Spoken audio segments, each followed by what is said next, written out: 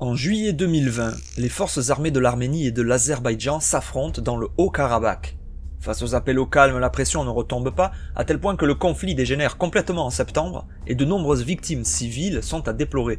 Jusqu'en novembre, et l'intervention de la Russie qui fit basculer l'issue en faveur de l'Azerbaïdjan. Mais que s'est-il passé là-bas au juste ?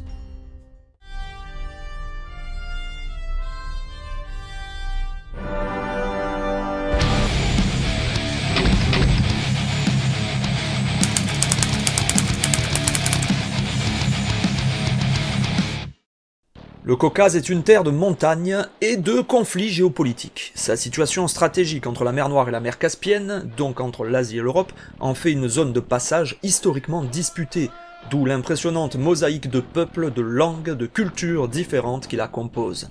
Aujourd'hui, le Caucase se divise entre quelques états semi-indépendants rattachés à la Russie, comme la Tchétchénie, la Géorgie, l'Azerbaïdjan, l'Arménie, la Turquie et l'Iran. Bref, une poudrière. Et c'est ici que se trouve le Haut-Karabakh. C'est une région montagneuse située de fait en territoire azéri, sauf que la grande majorité de ses habitants sont d'ethnie et de culture arménienne, et que les relations entre les deux n'ont jamais vraiment été bonnes. De plus, ce territoire a proclamé son indépendance et s'administre seul depuis près de 30 ans. C'est donc une enclave séparatiste, le genre de situation explosive qui est malheureusement fréquente dans le Caucase. Oui, rappelez-vous. Et ici, la situation s'est tendue au point de devenir une petite guerre.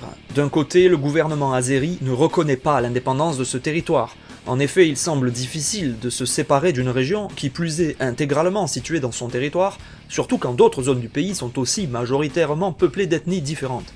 De l'autre, le gouvernement arménien soutient fortement l'indépendance du Haut-Karabakh, surtout que cette autonomie reviendrait à intégrer cette région sous influence arménienne quasi totale. Et en coulisses, les rapports internationaux n'apaisent pas la situation, voire l'enveniment considérablement.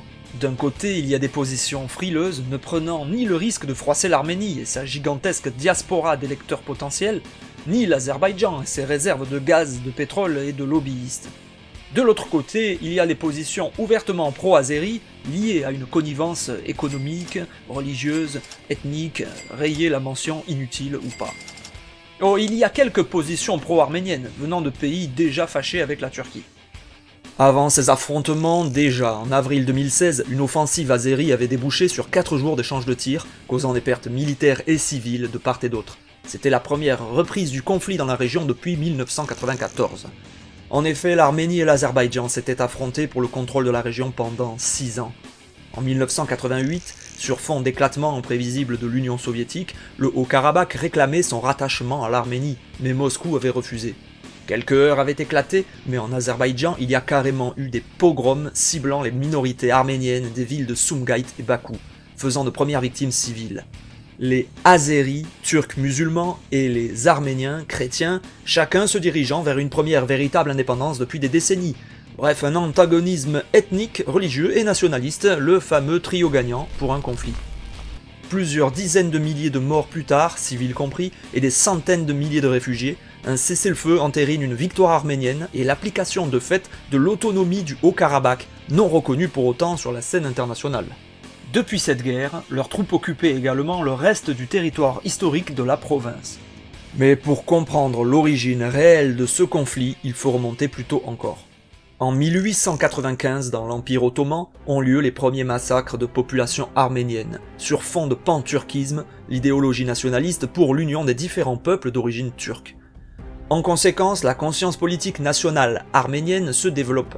Ajoutez à ça les tensions créées par la conquête russe du Caucase, et en 1905, des violences éclatent de part et d'autre parmi la population. Pendant 2 ans, de manière sporadique, Arméniens et Tatars, c'est-à-dire les peuples turcs du Caucase, se massacrent mutuellement. Le ressentiment est fort des deux côtés à l'issue de ces événements. On rajoute un peu de tension avec la Première Guerre mondiale et l'offensive russe vers la Turquie pendant la campagne du Caucase. Et voilà qu'en 1917, l'Empire russe s'effondre. L'année suivante, l'Arménie et l'Azerbaïdjan prennent leur indépendance et se livrent sans tarder une série de conflits dans les régions frontalières, où des habitants sont issus des deux communautés. Mais les bolcheviks s'en mêlent, et en mars, à Bakou, ils massacrent une partie de la population civile azérie, assistée par des troupes de la Fédération révolutionnaire arménienne.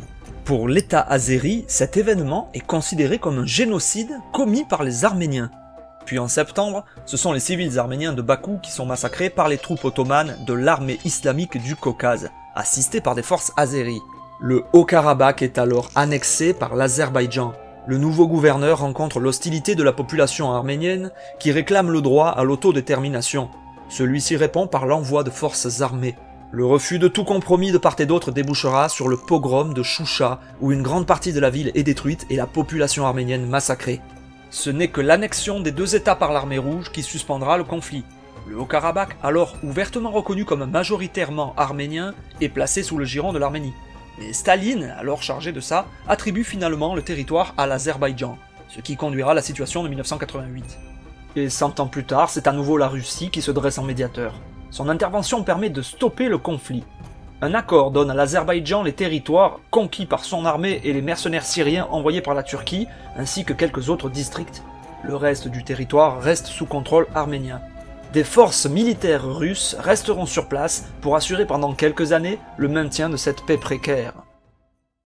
En résumé, deux nations opposées par leur histoire se disputent un territoire, mais comme souvent, ce sont les civils qui paient le prix le plus élevé. Surtout car des édifices publics et religieux ou des habitations ont été ciblés, et des armes non conventionnelles ont été utilisées. D'ailleurs, ceux qui les ont utilisées ont longtemps prétendu que c'était les autres qui les utilisaient. D'autres exactions sont à craindre car les autorités azéries emploient des termes haineux.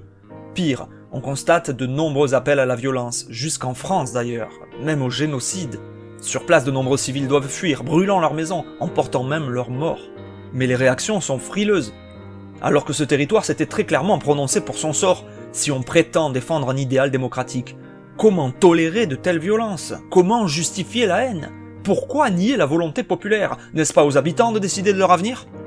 Mais non, je déconne. C'est celui qui a les lobbies qui décide. Bref, voilà pourquoi c'est le bordel.